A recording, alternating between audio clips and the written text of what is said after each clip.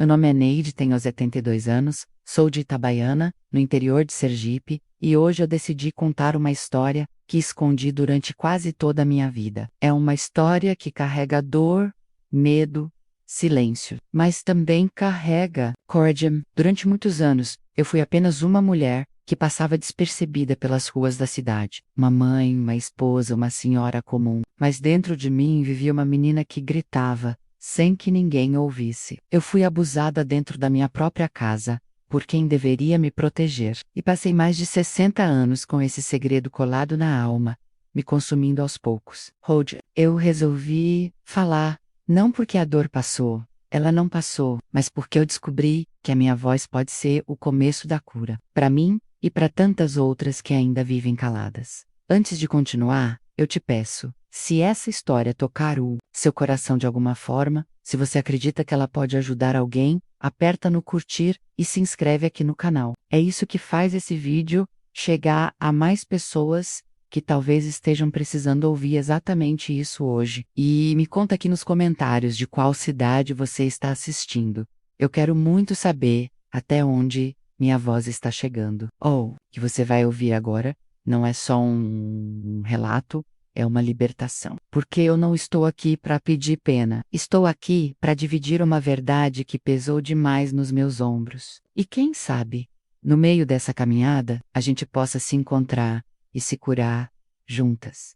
Era um domingo comum, pelo menos para quem estava sentado ali nos bancos da igreja, ajeitando a roupa, abanando o calor com o boletim do culto e dando sorrisos contidos aos conhecidos. Mas para mim, aquele não era um domingo qualquer. Era o dia em que eu ia quebrar o silêncio que me acompanhava havia mais de 6 décadas. Sentei no terceiro banco da frente, como sempre fiz, mãos trêmulas no colo, os olhos fixos no altar. O pastor falava sobre perdão naquele dia. Falava com aquela serenidade de quem nunca precisou perdoar um monstro. Eu ouvia cada palavra como se ele estivesse conversando comigo sozinha, como se Deus estivesse ali, me cutucando pelas costelas e dizendo: agora, Neide, agora é a hora. Quando ele me chamou para subir ao púlpito, meu corpo congelou por um instante. A igreja inteira olhou para mim, as senhoras do grupo de oração, os jovens que mexiam no celular escondido,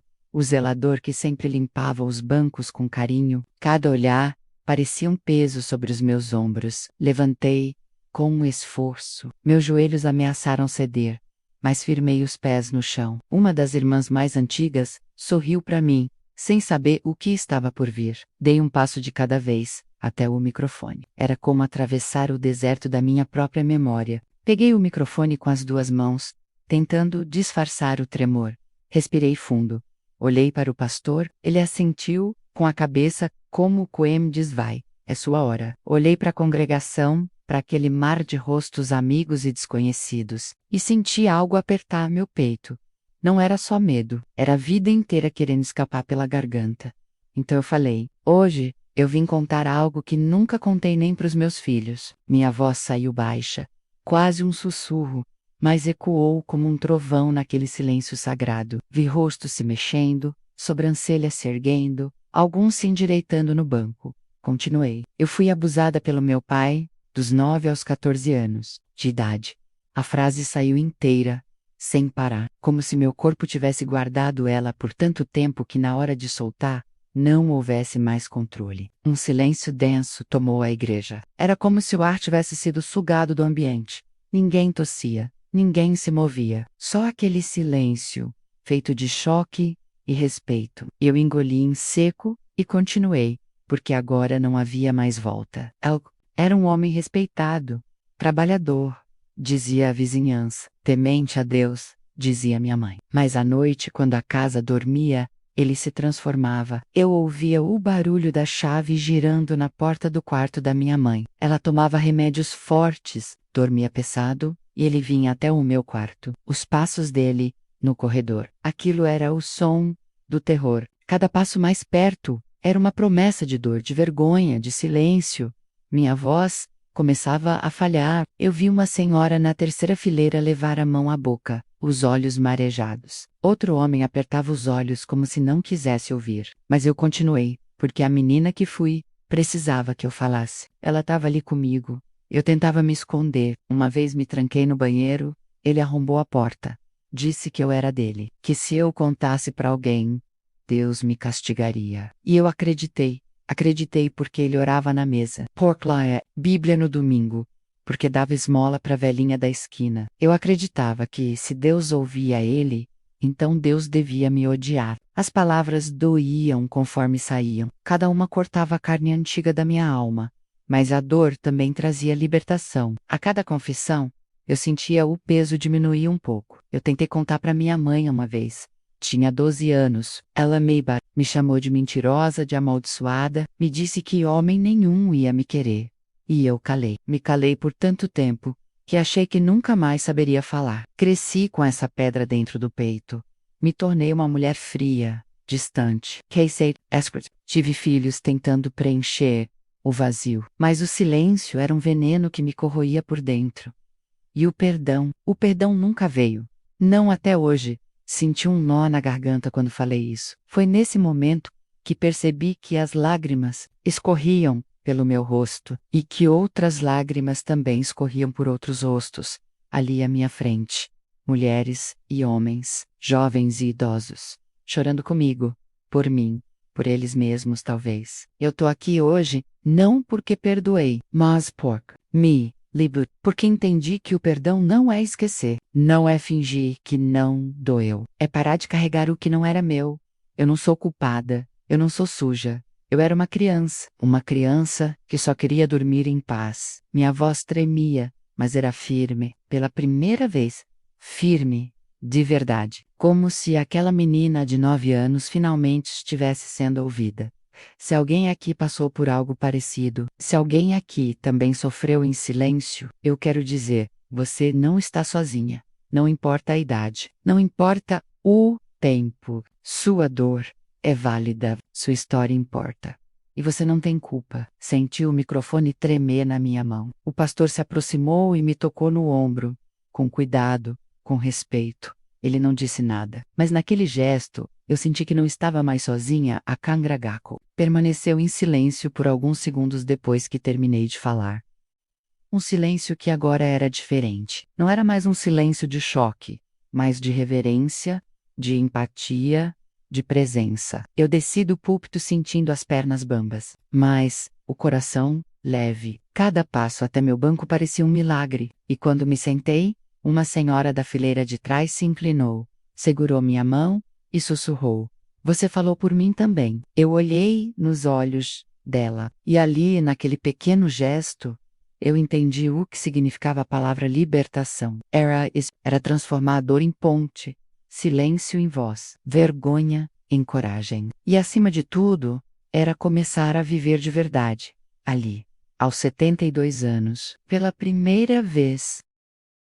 Eu lembro da primeira vez que senti medo dele de verdade. Eu devia ter uns 8 anos. Era final do tarde, o sol entrava fraco pela janela da sala, e minha mãe estava lavando louça na cozinha. Meu pai chegou do trabalho com a roupa suja de cimento. E os olhos apertados, tinha aquele jeito de homem cansado, que ninguém podia contrariar. Ele sentou na cadeira de balanço e ficou me olhando. Um olhar comprido, desconfortável. Eu senti um arrepio subir pelas costas, mas não entendi o porquê. Até aquele dia, ele era só meu pai, alguém distante, que pouco falava comigo. Mas naquela tarde, alguma coisa mudou. Ele me chamou com um gesto de dedo, seco, direto. Eu fui, sem saber o que esperar. Quando cheguei perto, ele me puxou bruscamente. Para o colo. Me lembro da textura da calça dele, áspera, do cheiro de suor, seco e cigarro. Eu quis sair, mas ele segurou meu braço com força e sussurrou no meu ouvido: "Fica quieta, Neidinha. É nosso segredo." Aquelas palavras ficaram grudadas em mim, como uma praga. Aperte Dolly, meu corpo deixou de ser meu. As noites viraram um tormento. Eu ouvia o barulho da chave girando no quarto da minha mãe. E aquilo virava meu sinal de alerta. O som metálico se misturava com o bater do meu coração, que parecia querer saltar pela garganta. Eu tremia sob os lençóis, abraçada a um ursinho, que ganhei quando tinha 5 anos. Ouvia os passos dele pelo corredor. 1, 2, 3. E então, a porta do meu quarto se abria, devagar, com aquele rangido lento que se tornaria o som do pesadelo, por muitos anos. Ele entrava sem falar nada, às vezes com a cinta na mão, outras com aquele olhar sombrio que me paralisava. Eu ficava imóvel, fingia que dormia, torcendo para que ele fosse embora. Mas ele nunca ia. A mão pesada dele vinha primeiro, puxando o cobertor. Depois, o resto, eu aprendi a me desligar, a olhar para o teto e sair do meu corpo. Inventava aquilo. Era uma nuvem que voava longe dali, que eu não estava ali, que aquilo não era real. Na escola, eu tentava sorrir. A professora dizia que eu era inteligente, mas muito quieta. Tinha um caderno impecável, cheio de letras bem desenhadas, e evitava olhar nos olhos de todo mundo. Eu não deixava ninguém encostar em mim. Um dia, a professora tentou segurar meu ombro para me dar parabéns pela leitura em voz alta, e eu me encolhi num reflexo que ela não entendeu. Ela ficou me olhando com pena, mas não disse nada. Eu era uma criança invisível, boa aluna, filha obediente, discreta. Essas coisas escondem muita dor. Às vezes, no recreio, eu ficava sentada, no canto do pátio, vendo as outras meninas brincarem de pular corda. Uma delas, a lourdinha, se aproximou e perguntou por que eu nunca brincava. Eu disse que não gostava. Ela insistiu, riu, me puxou pela mão. Quando ela me tocou, eu tremi. Ela largou na hora e fez uma careta. Você é estranha, sabia?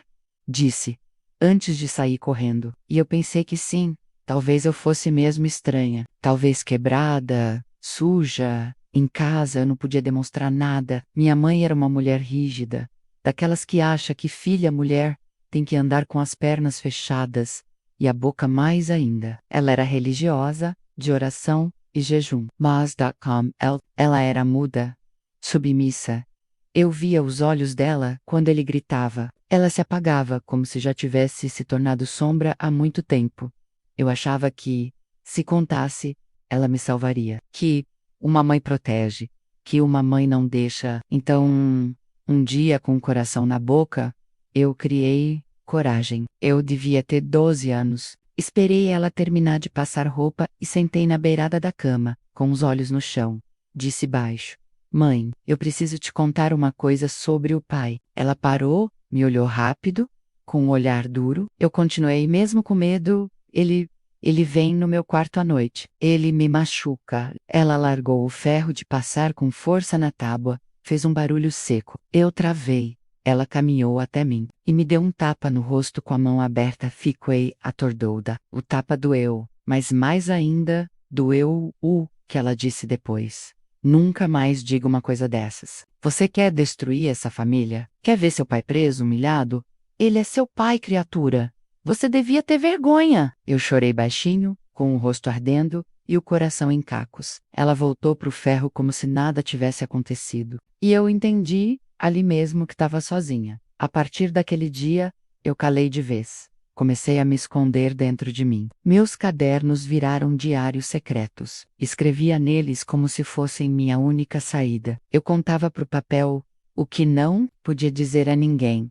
Escrevia sobre a vontade de sumir, sobre o medo de dormir, sobre o ódio que crescia dentro de mim, feito erva daninha. Um dia escrevi: eu quero morrer, mas tenho medo do inferno. Isso porque ele dizia que meninas mais iam pro inferno. E no fundo, eu achava que eu era má, que eu tinha provocado, que talvez meu corpo tivesse culpa. Era assim que eu pensava, com a mente de criança envenenada por um monstro. Ele continuava sendo o homem perfeito na rua. Ajudava vizinho, levava bolo nas quermesses, fazia discurso na igreja. As pessoas o admiravam. Diziam, o Elias, que homem de palavra.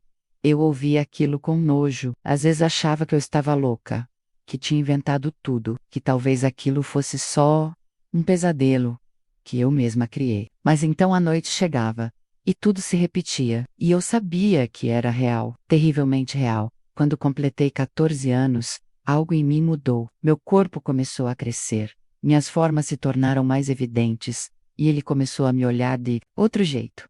Um dia, tentou me beijar na boca.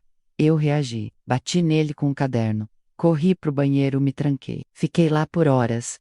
Quando saí, Ele me olhou com ódio. Disse: Você vai ver, vai acabar igual sua tia, sozinha, velha, amarga. Mas ele nunca mais entrou no meu quarto. Acho que percebeu que eu não era mais tão frágil. Ainda tinha medo, claro, mas também nascia uma fúria dentro de mim. Uma faísca. E aquela faísca me acompanharia por muitos anos. Me manteria viva. Eu aprendi a disfarçar, a sorrir sem mostrar os dentes, a obedecer sem parecer servil. Me tornei o que ele mais temia, uma menina calada que via tudo, que lembrava de tudo, que um dia contaria tudo. E ele nunca soube disso, porque achou que me quebrou, mas só me endureceu. E por dentro, eu crescia, planejando o dia em que eu teria a voz, o dia em que ninguém mais me calaria. E esse dia, como eu contaria depois, finalmente chegou. Mas naquela época, eu era só uma menina, com olhos grandes e cansados, carregando o mundo nos ombros, enquanto todos ao redor achavam que eu era apenas tímida. Na rua em que eu cresci, meu pai era uma espécie de herói.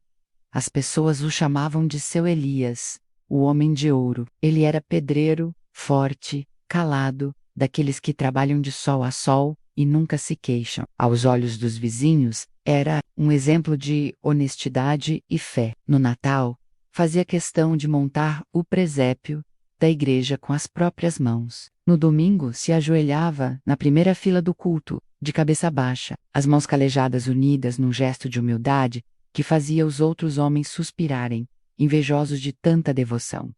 As crianças da rua adoravam ele. Ele comprava balas na venda e distribuía de porta em porta, sempre com um sorriso largo, chamando cada uma pelo nome. As mães diziam que era um privilégio tê-lo por perto, que a gente estava segura com um homem como ele por ali. E eu, sentada na calçada com as pernas encolhidas, ouvia tudo isso com uma sensação estranha no peito, uma mistura de raiva e vergonha, como se todos estivessem vivendo uma ilusão, e eu fosse a única acordada, dentro de um pesadelo.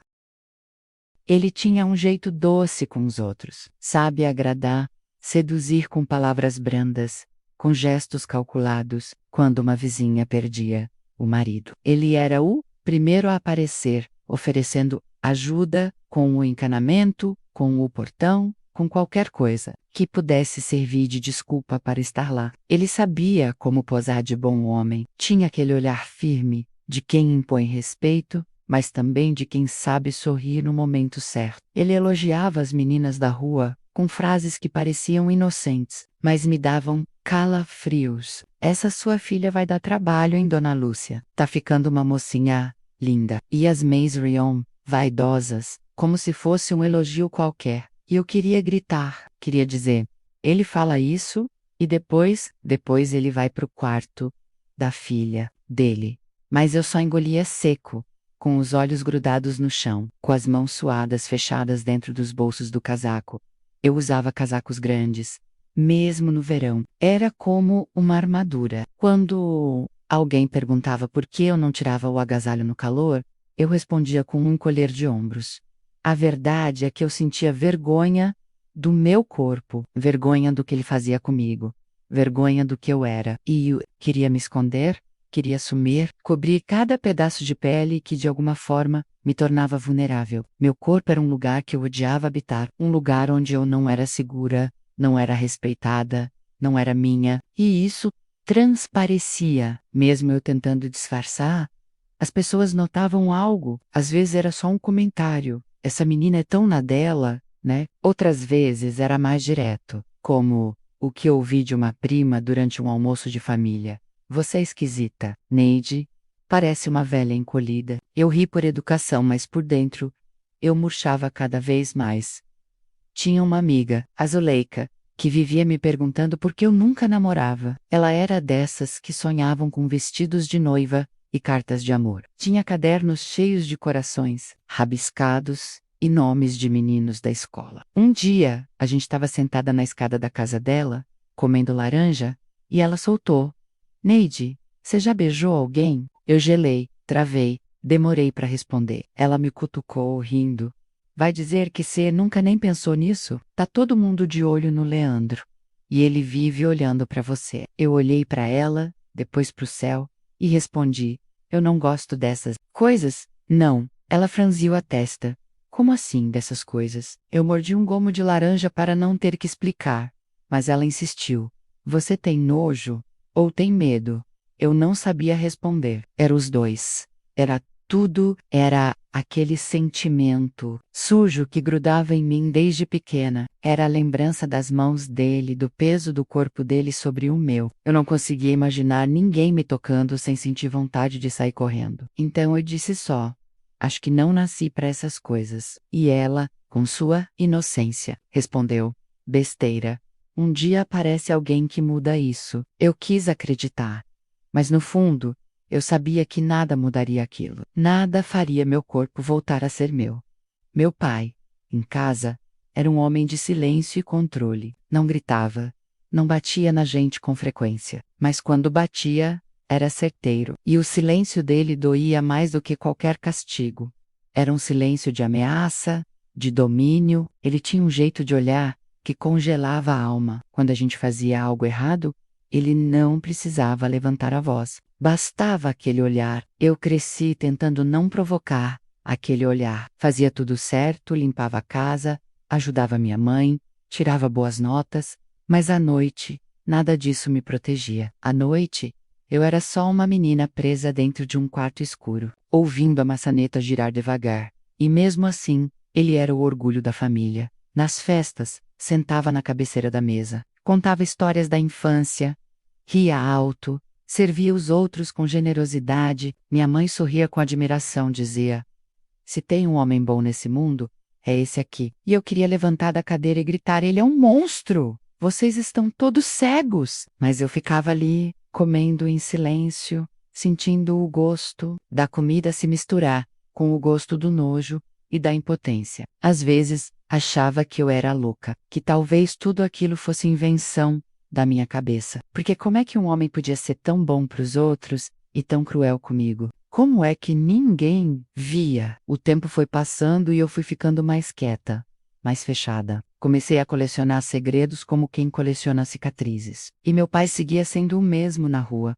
Um homem de respeito. Era chamado para resolver brigas de vizinhos, para opinar sobre reformas, para ajudar com conselhos. Eu via os homens ouvindo ele com admiração e aquilo me deixava enjoada. Pensava: vocês não sabem de nada. Se soubessem, não estariam batendo palma. Mas a verdade é que ninguém via porque ele era mestre em esconder e eu era mestre em fingir. E assim os anos foram passando. Ele, cada vez mais querido. Eu, cada vez mais calada. Mas por dentro, a raiva crescia. Uma raiva quieta, funda, que me dava forças para sobreviver. Eu dizia para mim mesma: um dia eu vou contar. Um dia vão saber e ele vai deixar de ser o homem bom, vai ser visto como ele realmente é. Um abusador, um covarde, um destruidor de infâncias. Eu me agarrava a essa promessa como quem se agarra a uma tábua no meio do naufrágio. E foi essa promessa que me manteve viva. Porque se ele me tirou a infância, eu ainda tinha o futuro. E no futuro, eu falaria, nem que fosse aos 70 anos, nem que fosse tarde demais. Mas eu falaria, e ele nunca mais teria meu silêncio, nunca mais. Aos 16 anos, eu decidi que não ia mais ficar naquela casa. Não teve briga, não teve escândalo, foi uma fuga silenciosa, planejada com o cuidado de quem já conhecia bem o perigo. Eu passei meses juntando moedas escondidas no forro do colchão, fingindo que ia ao mercado para caminhar até o correio, de onde escrevia cartas para uma tia distante que morava em outra cidade. A irmã da minha mãe, solteira, considerada meio esquisita pela família por nunca ter se casado, eu achava ela forte, e era tudo que eu queria ser. Numa das cartas escrevi com todas as palavras: Tia Rosa, eu preciso sair daqui, não posso mais viver nessa casa. Eu não aguento mais. Não contei os detalhes, não tinha coragem, mas ela entendeu. Uma tarde, quando minha mãe estava no quintal estendendo roupa, e meu pai ainda não tinha chegado do serviço, escutei a buzina de um carro. Era a tia Rosa, parada na frente da nossa casa, com o fusquinha azul dela, olhando firme, como quem já sabia o que tinha de fazer. Ela nem entrou, abriu a porta do passageiro e disse apenas: vem. Eu fui, com a roupa do corpo e a alma em pedaços. A viagem até a casa dela foi feita em silêncio. Ela não me perguntava nada, só dirigia com a mão firme no volante e a outra, segurando o cigarro, que tremia um pouco. Quando finalmente chegamos, ela me levou até um quartinho nos fundos, me deu uma toalha, um pijama velho e disse: "Toma banho. Depois a gente conversa." Eu fiquei no banheiro por mais de uma hora. Não chorava. Não falava. Estuksova, água cair sobre mim como se pudesse lavar os anos de sujeira e medo. Mas não lavava. A dor grudada no meu corpo era outra, mais funda. Quando saí, sentei na cozinha e ela me colocou um prato de comida quente na frente. Eu não comi uma refeição inteira há dias. "Você tá segura aqui, Neide. Não precisa dizer nada agora. Só precisa saber que ninguém vai encostar um dedo em você nunca mais." Foi a primeira vez que alguém falou algo assim pra mim. E mesmo sem contar tudo, ela viu, ela entendeu, e foi nesse silêncio compreendido que eu consegui, pela primeira vez, respirar sem culpa.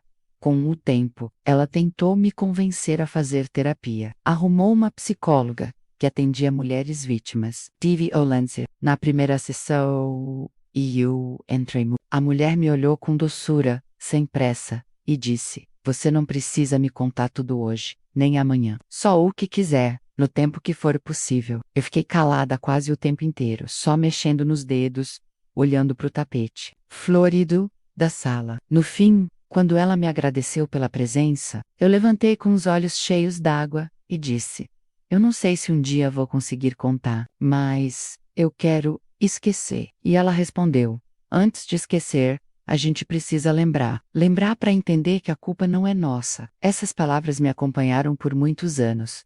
Mas naquele dia, eu ainda não estava pronta. Aos 20 anos, conheci o Paulo, um rapaz simples, mecânico, gentil demais para o mundo. Ele era quieto como eu, mas tinha um sorriso que fazia as pessoas relaxarem. Começamos a conversar na fila do mercado, e aos poucos, ele foi me visitando, com aquela paciência de quem não espera nada. Um dia, me trouxe uma flor enrolada num guardanapo e disse: "Você parece uma dessas flores que crescem no concreto." Eu não sei o que passou, mas sei que ainda tem beleza aí. Aquilo me tocou, de um jeito estranho, bonito e dolorido ao mesmo tempo. Eu nunca tinha ouvido ninguém falar de mim com tanta delicadeza. Depois de meses, começamos a namorar. Ele respeitava meu tempo, nunca forçava nada, me olhava com cuidado, mas o toque ainda me assustava. Quando ele segurava minha mão, eu suava.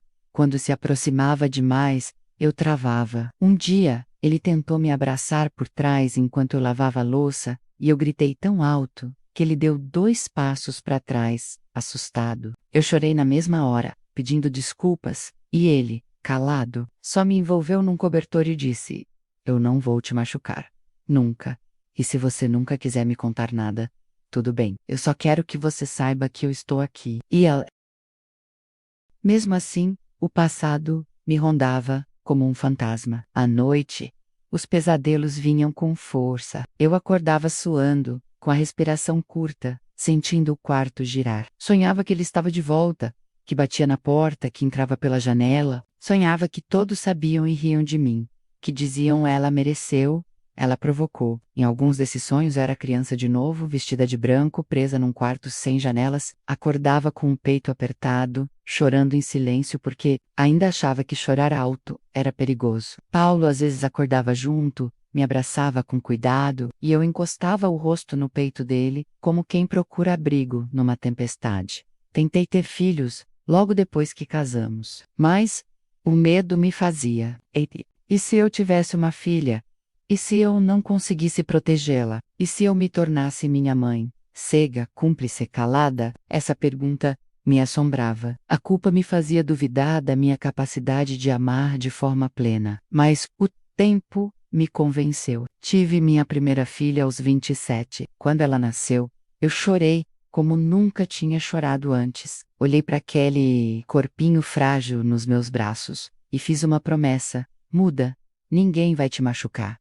Eu vou te proteger. E eu vou te amar do jeito que eu não fui amada." E pela primeira vez, eu senti que poderia quebrar o ciclo, que a dor que eu carregava Não precisava ser herança. A fuga da casa dos meus pais foi o ato mais corajoso que eu tive na juventude. Eu não fiz barulho, não confrontei, não gritei, mas dentro do meu silêncio houve resistência. Cada passo que me afastava daquela casa era um grito. Cada novo dia que amanhecia na casa da tia Rosa era uma pequena vitória. Eu ainda não sabia, mas ali nascia a semente da mulher que um dia teria coragem de falar em público do expor tudo, de arrancar o véu da mentira e da vergonha. A menina assustada, coberta por casacos e silêncios, estava começando a dar lugar. A mulher que entenderia, com o tempo, que sobreviver é o primeiro passo da vingança, e que a verdade, mesmo tardia, tem o poder de curar não só a si mesma, mas todas as outras que também viveram no escuro. Ser mãe foi a experiência mais intensa e, ao mesmo tempo, mais assustadora da minha vida. Quando segurei minha filha nos braços pela primeira vez, senti um amor que doía, um amor que queimava no peito, como se meu corpo quisesse protegá-la com a própria carne. Mas logo junto daquele amor veio o medo, um medo feroz, antigo, que eu conhecia bem demais. Eu olhava para aquele rostinho indefeso e pensava: será que um dia alguém vai fazer com ela o que fizeram comigo? E pior, será que eu vou saber proteger? Eu tentava ser carinhosa, mas meus gestos sempre paravam no meio. Quando ela começava a chorar alto demais e eu me retreia. Quando ela queria dormir no meu colo, às vezes eu demorava a abraçá-la. Era como se o meu corpo ainda não soubesse o que fazer com o toque. Como se toda forma de contato físico exigisse uma permissão que eu nunca aprendi a dar. E isso doía, porque eu sabia que minha filha não entendia. Ela só queria o colo da mãe. E eu queria tanto oferecer, mas dentro de mim ainda morava uma menina ferida, que gritava toda vez que alguém se aproximava demais. Paulo via isso. Ele percebia meu desconforto, mesmo quando eu tentava disfarçar. Nunca me acuso, nunca me cobrou. Mas tinha dias em que ele me olhava com uma tristeza mansa, um tipo de silêncio que dizia mais do que qualquer pergunta. Uma noite, ele entrou no quarto e me encontrou sentada na poltrona, olhando para o berço. Eu chorava devagar, quase sem som, só com as mãos apertadas contra o peito. Ele se aproximou devagar, se agachou diante de mim e perguntou: o que está doendo agora? E respondi sem pensar: eu tenho medo de amar errado. Ele franziu a testa, confuso. E eu continuei: eu não quero tocar ela do jeito que minha mãe me tocava. Fria, sem alma. E também não quero me afastar tanto que ela ache que eu não a amo. Eu estou perdida. Ele então segurou minhas mãos, olhou dentro dos meus olhos e disse: você não é sua mãe, e muito menos seu pai. O simples fato de você se preocupar com isso já mostra que você é diferente. Você tá quebrando o ciclo. E ali naquela noite, algo se afrouxou dentro de mim. Não se curou, mas afrouxou. Com o tempo, aprendi a reconhecer os meus limites e a não me punir tanto por eles. Quando minha filha chorava, às vezes era Paulo quem ia primeiro. Quando ela corria para me abraçar, eu respirava fundo e me permitia receber aquele amor. No início era estranho, como vestir uma roupa nova que ainda não se ajusta bem ao corpo, mas aos poucos fui me moldando. Eu me permitia a broca lá com cuidado acariciar seu cabelo enquanto ela dormia. E mesmo tremendo por dentro, eu dizia: mamãe está aqui. E ela sorria. Aquilo me dava forças. Quando meu segundo filho nasceu, um menino, o medo voltou com força. Não medo por ele, mas medo dele. Eu não sabia como criar um menino. Tinha medo que ele crescesse e se tornasse como meu pai. Eu olhava para aquele bebê e pensava: será que vai herdar o sangue ruim? Eu sabia que era irracional, mas o trauma não respeita a lógica. Paulo percebeu isso também. Um dia, enquanto trocávamos a fralda do bebê, ele disse: você sabia que ele tem seus olhos? E o olhei e vi os meus olhos ali, naquela criaturinha pequena e inocente, que ainda não conhecia o mal. Então talvez ele herde seu jeito também. Su cuidado sua forca. Essas palavras me confortaram. Era verdade. Meu filho poderia ser um homem diferente. E seria. porque eu ia ensinar. Com os filhos crescendo, novas dores apareceram. Eles queriam colo, atenção, presença. Eu oferecia o que podia, fazia com carinho, costurava roupas, lia histórias, mas havia dias em que o passado voltava com tanta força que eu só queria me encolher no quarto, apagar as luzes e desaparecer. Eu escrevia muito nessas noites. Escrever virou meu refúgio. Muse. Cadernos eram meu confessionário. Eu contava para as páginas tudo o que não podia contar ao mundo. Escrevia cartas para meu pai. Cartas cheias de raiva, de perguntas, de silêncios. Você se lembra do que fez comigo na quarta-feira depois da janta? Eu me lembro. Oh, you. Dizia que era amor. Amor não dói. Amor não faz isso. Eram páginas e páginas de dor, escritas com letra trêmula. E eu escondia cada uma com cuidado, no fundo do guarda-roupa, entre as cobertas de inverno. Era meu jeito de não enlouquecer. Um dia, Paulo encontrou uma dessas cartas. Eu estava no banho e, quando saí, ele estava sentado na cama, com o papel nas mãos. Meus olhos arregalaram na hora. Eu fiquei muda. Ele não disse nada por um tempo. Só olhou para mim, com um misto de tristeza e respeito. Depois falou, com voz baixa. Foi ele, né? Ou seu pai? Eu não respondi. Só sentei ao lado dele e chorei. Chorei como uma criança. E ele me abraçou sem dizer mais nada. Não fez perguntas, não quis detalhes. Só ficou ali, me segurando. E naquele silêncio, eu me senti mais ouvida do que nunca. Depois disso, começamos a conversar mais abertamente. Ele me perguntava até onde podia ir com as crianças, como lidar com certas situações que me deixavam mais sensível. Começamos a nos apoiar, eu aprendi a falar. Hoje eu estou fraca. E ele dizia, tudo bem. Eu seguro. E assim fomos criando nossos filhos, entre tropeços e aprendizados, entre dias bons e dias de fuga. Eu aprendi que ser mãe não era ser perfeita, mas ser present. E, apesar do medo, da dor e das cicatrizes, eu estava presente. O mês era quando meus filhos queriam saber da minha infância. Quando minha filha perguntou como era o vovô Elias, eu travei. Não consegui mentir, mas também não consegui contar tudo. Disse apenas: ele era um homem complicado. E às vezes, pessoas complicadas machucam quem devia proteger. Ela franziu o rosto, mas não insistiu. Eu vi nos olhos dela que ela percebeu que havia algo ali. E talvez um dia ela esteja pronta para ouvir. E talvez um dia eu esteja pronta para contar. Mas naquele momento, o silêncio era minha forma de cuidado. Ser mãe me obrigou a olhar para dentro de mim. Me obrigou a encarar feridas que eu escondia, até de mim mesma. Me mostrou que o amor não nasce pronto. Que a gente precisa aprender a amar, a tocar, a confiar. E eu aprendi, com falhas, com dor, com muito esforço, mas aprendi. E quando hoje olho para meus filhos, adultos, vivendo suas vidas com dignidade, respeito e carinho, eu penso, eu consegui. Eu fiz diferente, e essa talvez seja a minha maior vitória, a prova viva de que a dor não precisa se tornar herança, que é possível quebrar o ciclo, que a gente pode ser a mulher que salva, mesmo tendo sido a menina que ninguém viu.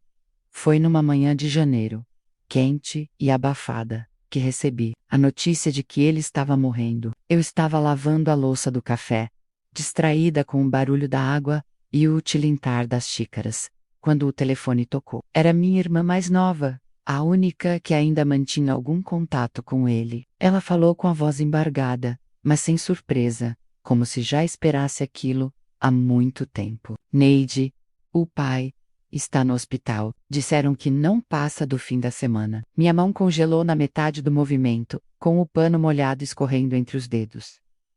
Eu não respondi.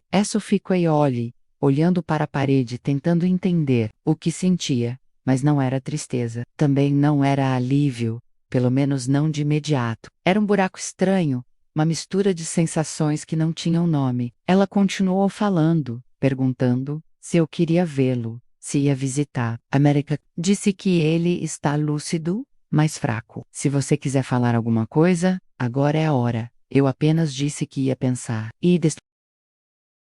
Fiquei o dia inteiro, com aquilo girando dentro de mim, a cabeça pesada, o corpo inquieto. Paulo percebeu logo que algo estava errado. Sentou ao meu lado no sofá e perguntou com cuidado: "Quer me contar o que aconteceu?" Eu contei, sem emoção. Disse que ele estava morrendo, que talvez fosse a última chance de olhar nos olhos dele e dizer tudo. Paulo segurou minha mão e disse: "Você não precisa ir se isso for te machucar mais. Mas se for te libertar, então vai.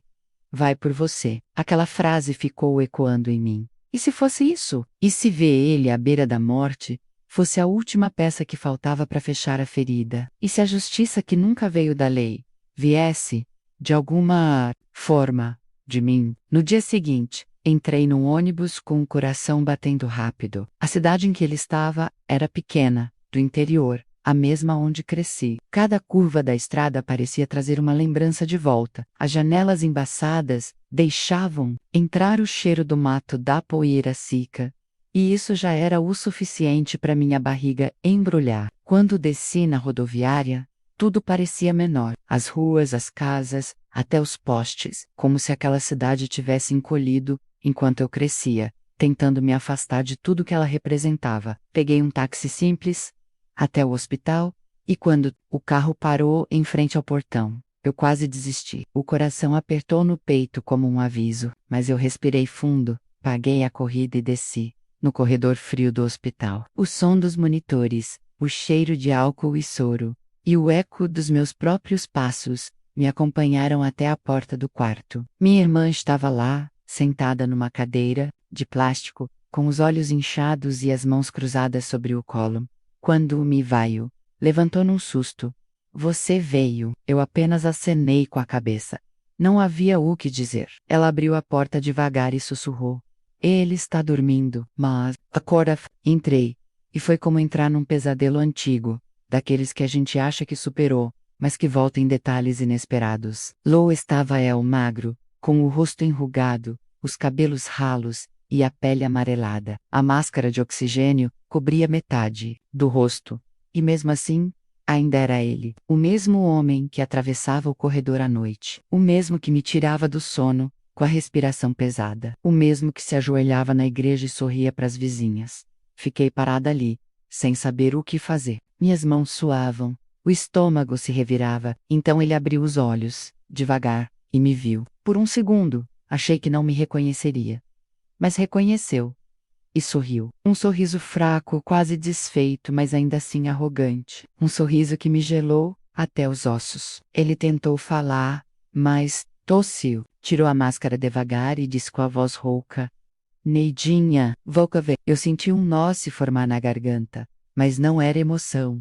Era nojo, raiva. "Não me chama assim. Nunca mais." Ele pareceu surpreso, mas não assustado, como se esperasse um reencontro afetuoso, como se achasse que, com a morte tão perto, ele merecesse perdão. "Você tem cara da sua mãe quando tá brava. Igualzinha." Aquilo me deu enjoo. Eu fechei os olhos por um instante, tentando me manter firme. Aproximei-me da cama devagar. Sentei na cadeira ao lado e olhei diretamente nos olhos dele. "Eu não vim aqui para te confortar. Eu vim para te dizer que eu me lembro de tudo. Cada detalhe, cada noite, cada palavra suja que você sussurrava. Eu me lembro, pai. E não, eu não te perdoo." Ele arregalou os olhos, o sorriso se desfez. "Você não sabe o que está dizendo. Você era só uma menina." Nem entendia. A voz dele tremia, mas ainda carregava aquele veneno antigo, aquela tentativa de inverter a culpa. "Eu era uma menina. Sim, e justamente por isso. O que você fez foi monstruoso. Eu cresci com nojo de mim, com medo de ser tocada. Você destruiu a minha infância." E depois seguiu sua vida como se nada tivesse acontecido. Ele tentou interromper, tossiu, a máscara escorregou. Minha irmã entrou apressada com uma enfermeira, e eu me levantei, sem querer mais escutar nada. A enfermeira ajustou os aparelhos, e ele ficou de olhos fechados, ofegando. Antes do SAR, me aproximei uma última vez e sussurrei: "Você não vai me levar com você. Eu não vou morrer com essa dor. Eu sobrevivi, e vou contar tudo." Me virei e saí do quarto com as pernas trêmulas, mas com o peito mais leve, como se tivesse tirado uma pedra enorme das costas. Na saída, minha irmã veio atrás de mim. Você foi dura demais. Eu a olhei e disse: Você não sabe o que ele fez comigo? Ela ficou quieta. Baixou os olhos. Eu não insisti. Talvez um dia ela soubesse. Talvez um dia ela lembrasse do barulho da chave girando no quarto da nossa mãe. Talvez tivesse sentido medo também. Mas naquele momento, não importava. E eu tinha dito o que precisava. Eu tinha olhado nos olhos do meu agressor e dito a verdade. Sem gritar, sem violência. Só a verdade. E aquilo era mais poderoso do que qualquer perdão forçado. Saí do hospital e senti o sol quente no rosto. Pela primeira vez, aquele calor não me sufocou. Era como se, depois de tanto tempo, eu estivesse de volta ao mundo dos vivos.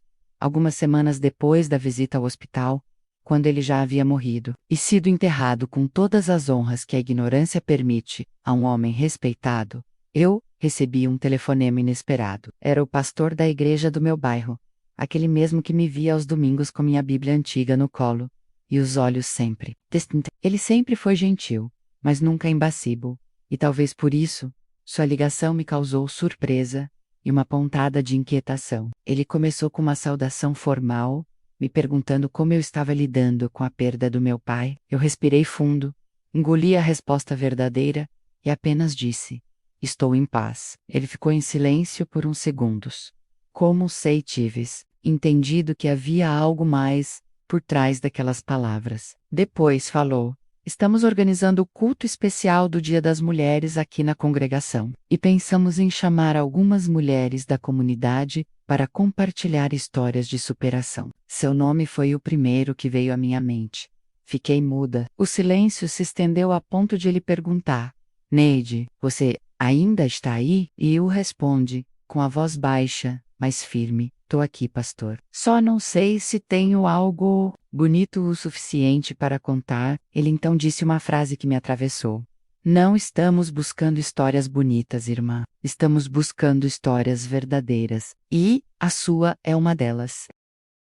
Desliguei o telefone com as mãos geladas. Fiquei ali sentada, encarando o nada, sentindo um turbilhão dentro do peito. A ideia de me expor daquela forma me paralisava. Falar em público sempre me pareceu um risco. Como se toda vez que eu abrisse a boca, uma parte da minha alma ficasse vulnerável demais. Mas ao mesmo tempo havia algo em mim que queria sair, como uma força antiga, acumulada, que batia na porta do meu corpo, pedindo passagem. Eu passei aquela noite em claro, revivendo cenas, pesando palavras, questionando a minha coragem. Na manhã seguinte, sentei com Paulo à mesa do café e contei o convite. Ele largou a xícara devagar e me olhou como quem enxerga além da superfície. Você quer fazer isso? Perguntou, com cuidado. Eu não sabia responder. Então disse, apenas: eu preciso. Ele assentiu, me deu a mão por cima da toalha bordada e falou com simplicidade: então vai, eu estarei lá. Nos dias que antecederam o culto, mergulhei num turbilhão de sentimentos. Revirei meus cadernos antigos, reli cartas que nunca enviei, chorei, em silêncio, ao lembrar da menina que eu fui. Cada palavra que eu pensava em dizer parecia carregar o peso de anos. Escrevi e reescrevi o que seria meu depoimento, mas nada parecia certo. Era como se minha história não coubesse em frases. Então decidi que não leria nada, que deixaria o coração falar por mim. Na noite anterior ao evento, sentei na beira da cama, olhei para o espelho e sussurrei para mim mesma: você não vai fazer isso por ele, nem pela igreja, nem por ninguém. Vai fazer isso por você. Porque aquela menina merece ser ouvida. No dia do culto, a igreja estava cheia. Homens, mulheres, jovens, crianças, todos bem vestidos, com as Bíblias em punho, e os sorrisos educados no rosto. Eu entrei e fui recebida com abraços, com palavras de carinho, com phrases como: que bom ver a irmã aqui. Ou hoje vai ser especial. Eu sorria de volta, mas por dentro, a tensão me consumia. Senti as mãos suando, o coração acelerado, e uma vontade imensa de sair correndo.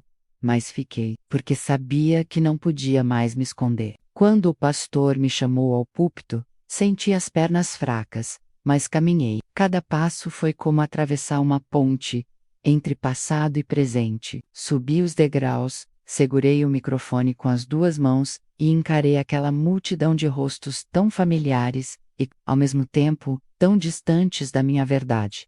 Comecei dizendo o meu nome. Depois, disse que carregava uma história há muito tempo. Uma história que doía, mas que precisava ser contada. Contei que fui abusada pelo meu pai dos 9 aos 14 anos.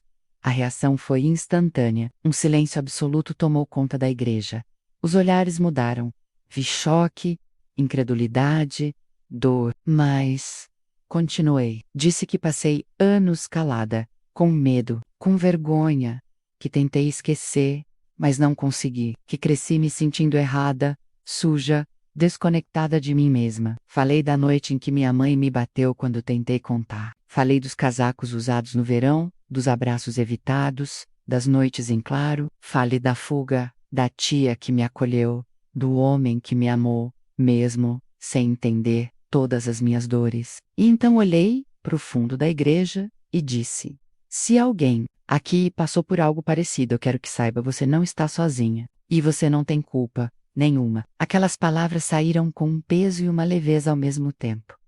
Vi pessoas chorando. Outras abaixavam os olhos. Algumas se levantaram e se aproximaram. Eu tremia, mas minha voz não falhou. Depois que terminei, não houve aplauso. Houve silêncio. E nesse silêncio havia reverência. Havia empatia. Havia escuta. O pastor subiu, colocou a mão no meu ombro e disse apenas: obrigado. Eu desci do púlpito com um corpo mole, mas com um coração em paz. Fui recebida por uma senhora idosa, que me abraçou forte e sussurrou: você falou por mim. Outra mulher, mais jovem, com os olhos vermelhos, segurou minha mão e disse: eu pensei que só eu carregava esse segredo. Fui abraçada tantas vezes naquele dia que perdi a conta. E em cada abraço, senti que a dor estava sendo repartida, que meu fardo não era mais só meu. Naquela noite, em casa, sentei no quintal com uma xícara de chá, e o céu estrelado por testemunha. Paulo se aproximou, me cobriu com um xale e disse: você foi gigante hoje. Eu sorri, cansada, e respondi: eu só fui verdadeira, pela primeira vez. E então entendi que minha fala naquele púlpito não foi o fim de um capítulo, mas o início de uma nova fase. Uma fase em que eu deixaria de sobreviver em silêncio para viver em voz alta. E naquele silêncio do quintal, com o cheiro de terra molhada e o som dos grilos ao fundo, eu finalmente me senti inteira. Porque agora, minha história não era mais um peso escondido. Era uma voz, uma ponte, uma libertação. Naquela noite depois do culto, eu achei que voltaria para casa em silêncio, apenas com o cansaço e a alma um pouco mais leve por ter falado tudo o que calei por tantos anos. Mas não foi isso que aconteceu. Mal tinha descido do púlpito e cruzado os últimos bancos da igreja quando senti uma mão trêmula tocar meu braço. Era uma mulher de cabelos grisalhos e rosto firme, olhos escuros como os meus, que me encarava com uma intensidade que me fez esquecer por um momento onde eu estava. Preciso falar com você, Neide, por favor. Eu assenti, sem saber exatamente o que é. Caminhamos até um cantinho mais afastado da nave da igreja, perto da janela onde o ar entrava um pouco menos abafado. E ali, com a voz entrecortada e os olhos marejados, ela disse: eu também fui. Eu também guardei. E você foi a primeira pessoa a dizer que eu nunca tive coragem. Aquilo me paralisou. Era como se as palavras dela fossem a continuação da minha fala. Nos olhamos por alguns segundos, e ela começou a chorar. Um choro, contido, quase vergonhoso. Como quem pede desculpas por sentir, eu abracei aquela mulher que eu nem conhecia direito, mas que de repente era irmã da minha dor. E naquele gesto eu entendi que a minha fala não tinha sido apenas um desabafo. Ela havia despertado ecos. Não foi a única. Ao final do culto, outras mulheres se aproximaram. Algumas disseram apenas obrigada com a voz embargada, outras me abraçaram em silêncio. Outras me entregaram bilhetes dobrados, com frases curtas, mas pesadas. Você contou minha história. Eu pensei que nunca mais fosse ouvir isso de outra mulher. Agora eu sei que não sou a única. Uma adolescente de tranças longas me abraçou tão forte que parecia tentar se agarrar a alguma esperança. Ela disse: a minha mãe nunca me acreditou, mas eu vi você falando, e eu entendi que o problema nunca foi meu. Fiquei ali, com ela nos braços, sentindo o choro molhar meu ombro, e meu coração se dividiu entre o peso da tristeza e a força da solidariedade. Era como se, ao tocar na minha ferida, eu tivesse revelado um mapa invisível que outras mulheres também seguiam, escondidas. Mas o que eu jamais esperava aconteceu no dia seguinte. Estava Amy Cossa, preparando o almoço, quando o interfone tocou. Era o meu irmão, o caçula, aquele com quem eu não falava. Fazia anos, desde que saí de casa. Nossos encontros foram raros e cheios de silêncios desconfortáveis. Ele entrou, devagar, com os ombros curvados e os olhos vermelhos. E Yumi, firme, com a colher de pau ainda na mão, tentando disfarçar o turbilhão interno. Ele sentou-se à mesa, tirou o boné, passou as mãos pelos cabelos ralos e disse: eu fui lá ontem, no culto. Eu te vi. Ouvi tudo. Meu coração acelerou. Fiquei em pé, imóvel, esperando o golpe, esperando a acusação, o julgamento, o velho ciclo da negação familiar. Mas ele me surpreendeu. Com a voz baixa, mas firme, ele falou: eu também.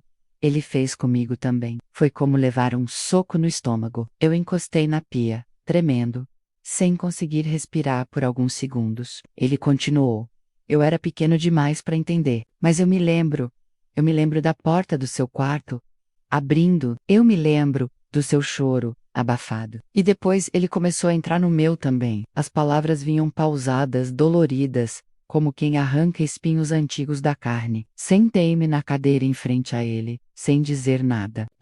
Ele levou as mãos ao rosto, respirou fundo e disse: a gente passou a vida inteira achando que estava sozinho, mas eu vi você lá em cima, vi sua coragem, e eu não consegui mais fingir. Esticou a mão sobre a mesa e segurou a minha. Pela primeira vez desde a infância, senti que éramos aliados, não como irmãos de sangue, mas como sobreviventes da mesma guerra. Conversamos por horas naquela cozinha, relembramos coisas que tínhamos enterrado, cruzamos memórias que se encontravam nos mesmos pontos de dor. Falamos da nossa mãe, da culpa, do silêncio, da maneira como cada um tentou seguir a vida, fingindo que aquilo nunca aconteceu. E então ele me disse que queria denunciar, mesmo com nosso pai já morto. Ele disse: eu não posso mais viver com isso engasgado. Nem que seja só para deixar registrado, para ninguém mais da nossa família romantizar ele. Concordei. E naquele mesmo dia, fomos até a delegacia juntos,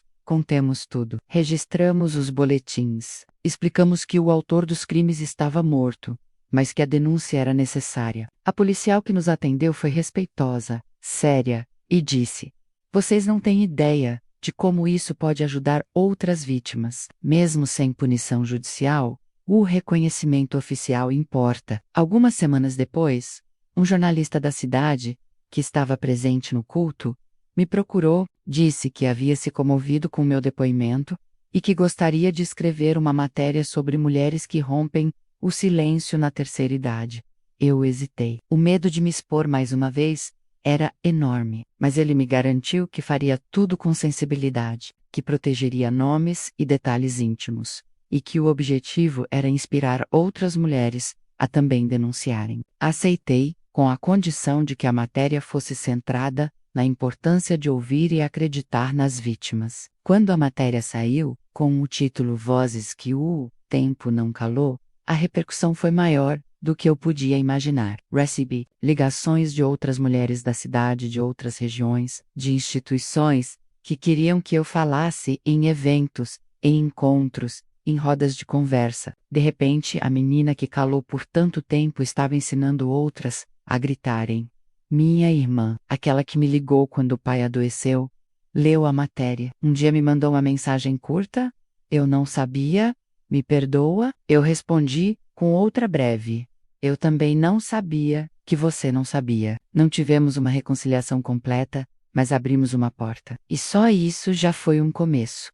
O que começou como um convite do pastor se transformou em algo muito maior. Eu descobri que a verdade, por mais dolorosa que seja, é uma semente. Quando lançada na terra certa, menos na escuta empática, na coragem coletiva.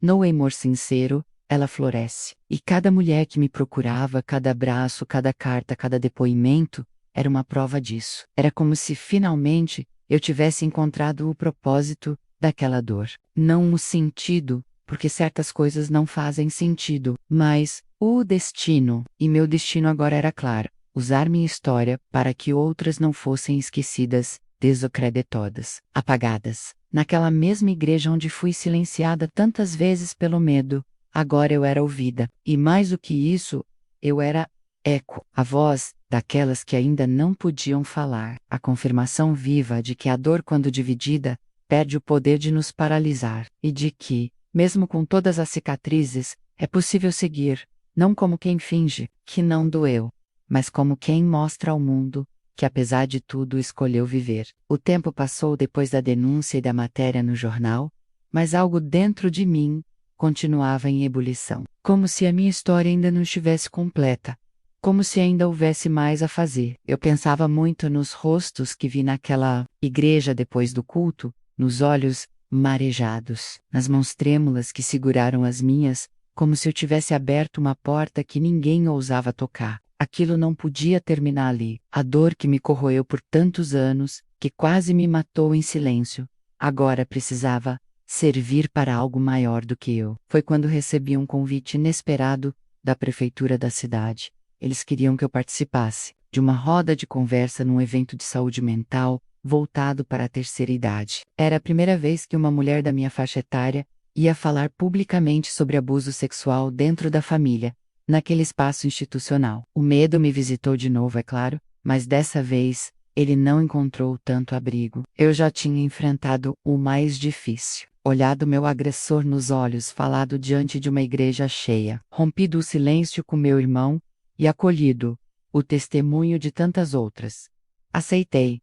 Na semana do evento, fiquei noites inteiras pensando em como levar minha história com responsabilidade, sem sensacionalismo, sem dor desnecessária. Eu não queria que me vissem como vítima frágil, nem como mártir. Eu queria ser vista como mulher inteira, mesmo cheia de rachaduras.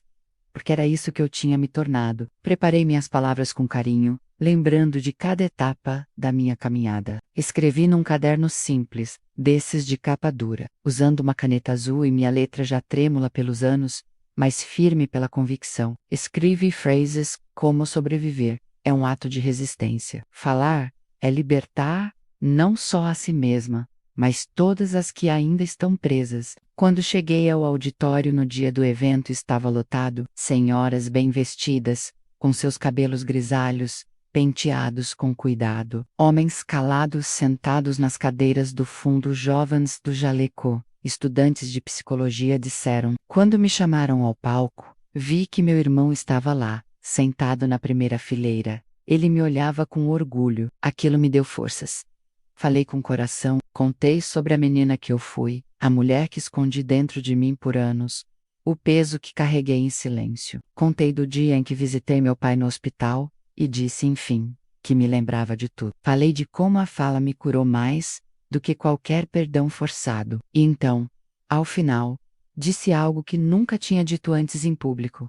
A dor não desaparece, mas ela muda de lugar. Ela deixa de ser cárcere e vira ponte. Hoje, cada passo que eu dou sobre essa ponte é em direção a outras mulheres, outras meninas, outros homens, como meu irmão, que viveram o mesmo inferno quando terminei.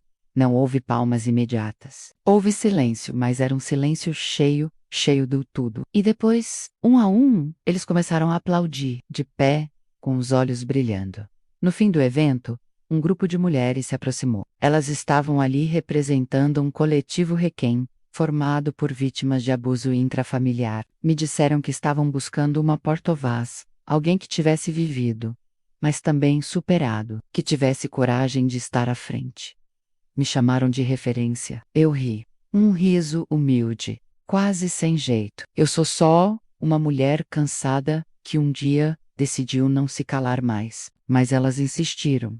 E eu aceitei, não porque me sentia preparada, mas porque sabia que ninguém nunca está. A luta não começa quando estamos prontos. Ela começa quando já não dá mais para continuar fingindo que não aconteceu. Alguns dias depois, recebi uma ligação do jornalista que havia escrito a primeira matéria sobre mim. Ele queria fazer uma nova reportagem, desta vez sobre o coletivo. Disse que a cidade estava se transformando a partir daquela história. Aceitei, com a condição de que outras mulheres também pudessem falar, de forma anônima ou não, mas que fosse dado espaço a outras vozes além da minha. E assim, fizemos. A matéria saiu com o título "O silêncio acabou. Vítimas se organizam e exigem escuta". Quando li meu nome ali, acompanhado da frase "A mulher que transformou sua dor em rede de apoio", eu chorei. Chorei não por vaidade, mas porque entendi que aquele título não era sobre mim, era sobre todas nós.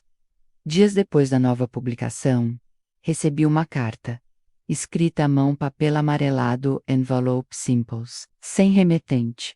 Abri com curiosidade e receio. As primeiras linhas me fizeram tremer. "Neide, não sei se você vai me perdoar por ter demorado tanto para escrever. Eu era pequena, mas eu vi. Eu ouvia você chorar à noite. Eu sabia que ele fazia alguma coisa, mas não entendia o que. Quando cresci e entendi, já era tarde demais. E eu me calei. Me calei por medo, por covardia.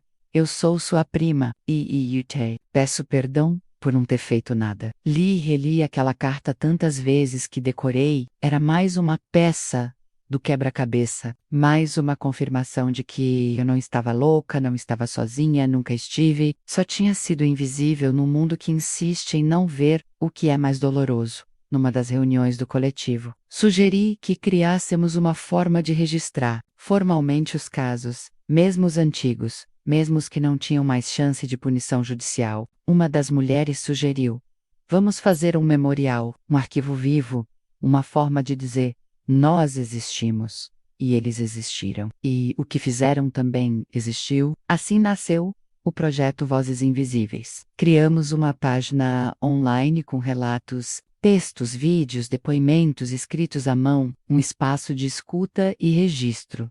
As histórias começaram a chegar do tudo canto, do toda a idade, gente que nunca contou pra ninguém, gente que achava que tinha enterrado tudo. E a cada história, uma nova peça do mundo se encaixava. E então, veio o dia em que recebemos a notícia. A prefeitura queria incluir o Vozes Invisíveis no programa oficial de proteção à mulher. Pela primeira vez aquele assunto, incesto, abuso intrafamiliar, trauma de longa duração, estava no centro das discussões de políticas públicas da cidade. E ali naquele auditório cheio, ao lado das outras mulheres do coletivo, com meu irmão sentado atrás, segurando um cartaz com os dizeres: "Nossos silêncios não salvaram ninguém", eu entendi o alcance da minha voz. Não era mais minha, era nossa. E quando olhei ao redor, vi que o medo ainda estava ali, mas em segundo plano, porque agora havia algo maior, havia verdade, havia união, havia coragem, e acima de tudo, havia justiça, ainda que tardia. Porque a justiça não está no tribunal, ela também vive nos olhos de quem finalmente é ouvido. Hoje, aos 72 anos, quando acordo e olho para minhas mãos, enrugadas, repousando sobre o lençol, penso em tudo o que elas já carregaram. Segredos, medo, vergonha, amor também, muito amor. Essas mãos, que um dia tremeram diante da maçaneta girando no escuro, hoje seguram firme o microfone diante de auditórios cheios, e por mais estranho que pareça, ainda me espanto com o caminho que percorri. Não imaginei, naquele silêncio pesado da infância, que um dia encontraria tanta gente disposta a ouvir. A verdade é que eu só queria existir, sem dor, mas a vida me mostrou que minha dor podia ter voz, e minha voz um propósito, não para apagar o passado porque ele permanece, mas para ressignificar. Hoje, cada linha do meu rosto carrega a marca de uma escolha, a escolha de continuar, a escolha de não mais me calar. Nos últimos meses a minha rotina mudou completamente. Antes eu cuidava do jardim, fazia crochê, cozinhava para os netos. Agora visito escolas, falo em rodas de conversa, participo do lives, escrevo cartas e artigos. Às vezes, quando termino uma palestra e volto para casa, Sento no sofá e fico em silêncio, ouvindo os próprios pensamentos. Às vezes choro, mas não é tristeza. É um tipo de alívio que só quem sobrevive entende. É como se a cada mulher que escuta minha história e diz eu também, eu soltasse mais um grilhão, mais uma corrente invisível. E o mais impressionante é que, quanto mais eu falo, mais descubro o quanto não estou sozinha. Em cada bairro, em cada vila, em cada cidade, há uma Neide. Há centenas de nós. E é por isso que continuo, não porque seja fácil, mas porque é necessário. Alguns dias atrás, fui convidada para falar numa conferência estadual sobre políticas públicas para mulheres. Era um evento grande com gente importante, deputados, secretários, estudiosos. Fui com meu irmão, que hoje me acompanha, como quem tenta proteger o que sobrou da nossa infância roubada. Ele me ajuda com os papéis, me serve café. Às vezes me interrompe, se percebe que minha emoção está prestes a me derrubar. Conferência, olhei para o palco, para aquelas luzes todas, e pensei, olha só, onde a nossa história nos trouxe. Quando subi, vi olhares curiosos, outros desconfiados, e então comecei a falar. Contei minha história com a mesma calma de quem já percorreu cada canto dessa memória 1000 vezes. Quando terminei, uma jovem se aproximou e disse: Dona Neide, a senhora me fez lembrar da minha avó. Ela passou por algo parecido, mas nunca conseguiu contar. Obrigada por dar voz a ela. Eu segurei a mão daquela moça com força, porque eu sabia o quanto uma história contada pode salvar uma vida silenciosa. Depois daquele dia, recebi um convite ainda mais simbólico. O coletivo que ajudei a fundar, o Vozes Invisíveis, vai dar nome a uma nova casa de acolhimento para vítimas de violência doméstica. Casa Neide. Quando me contaram, fiquei em silêncio por uns minutos. Senti uma onda de emoções tão forte que precisei sentar. Lembrei da menina encolhida, no quarto, do dia em que fugi com a roupa do corpo, da vez em que tentei contar para minha mãe e fui silenciada com um tapa. E agora, aquela mesma menina daria nome a um lugar de acolhimento, de cuidado, de recomeço. É difícil descrever o que senti. Paulo segurou minha mão e disse: Você virou abrigo, Neide. Você virou o que mais precisava quando era criança. E eu chorei, não de tristeza, mas de reconhecimento, porque aquilo sim era justiça. Meus netos, hoje adolescentes, sabem da minha história. Contamos de forma gradual, respeitosa, conforme cresceram e passaram a entender o mundo. Um dia, minha neta mais velha, sentada comigo no quintal, me perguntou: Vó, você tem raiva? Do que aconteceu? Pensei por alguns segundos e respondi com honestidade tibei: Muita raiva, ódio, nojo, mas hoje o que sinto é força. Porque até a raiva tem hora de ir embora, e quando ela vai, sobra espaço para outras coisas. Coragem, empatia, amor próprio. Ela ficou me olhando com aqueles olhos grandes, atentos, e disse: Quando eu crescer, quero ser forte igual a senhora. Eu sorri e disse: Seja, mas tomara que você nunca precise ser por esses motivos. E ela me abraçou, foi um abraço inteiro, profundo, desses que a menina que eu fui nunca teve. Hoje, gosto de caminhar pelas ruas do bairro, de vez em quando separada por alguém que diz: Te vi na matéria, ou assisti sua fala na rádio. Alguns me chamam de inspiração. Eu escuto com carinho, mas sempre respondo a mesma coisa. Eu só fiz o que precisava. E ainda estou fazendo. Porque não me vejo como heroína. Me vejo como mulher. Uma mulher que cansou de carregar um fardo, sozinha. Que descobriu que a cura também pode vir quando a gente compartilha. E que aprendeu que viver com dignidade é um direito, não um prêmio. Outro dia, sentei com o pastor da igreja. Aquele mesmo que me convidou pela primeira vez a falar. Ele me agradeceu. Disse que depois do meu depoimento, mais mulheres procuraram ajuda. Mais famílias começaram a se abrir. Disse que a comunidade mudou, que o medo ainda existe, mas agora ele tem nome. E que finalmente há espaço para a coragem. Eu sorri e disse: Pastor, Eu achei que minha fé tinha morrido junto com a infância, mas descobri que ela só estava esperando minha voz nascer. Ele sorriu também, com os olhos úmidos. A senhora foi instrumento, irmã Neide. E ainda, saí da sala dele com a sensação de que, mesmo em meio a tanto estrago, algo foi restaurado. Não minha infância, essa jamais voltará, mas minha dignidade, meu lugar no mundo. Ao final de cada fala, costumo repetir uma frase que escrevi num dos meus cadernos antigos, quando ainda me escondia nos fundos da casa da tia Rosa. O silêncio não me protegeu, mas minha voz libertou outras. E quando digo isso, não é para comover, é para lembrar a mim mesma que tudo que vivi, por mais cruel que tenha sido, não foi em vão.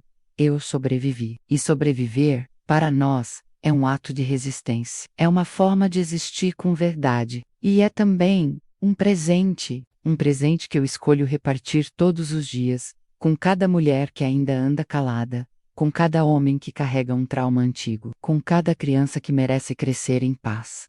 Hoje, eu sou a mulher que a menina Neide precisava, e, por isso, posso finalmente dizer: eu venci, não porque esqueci, mas porque me recusei a desaparecer, porque me recusei a viver numa história contada por outros. Porque, enfim, reescrevi a minha, com dor, com coragem, com verdade e, acima de tudo, com amor.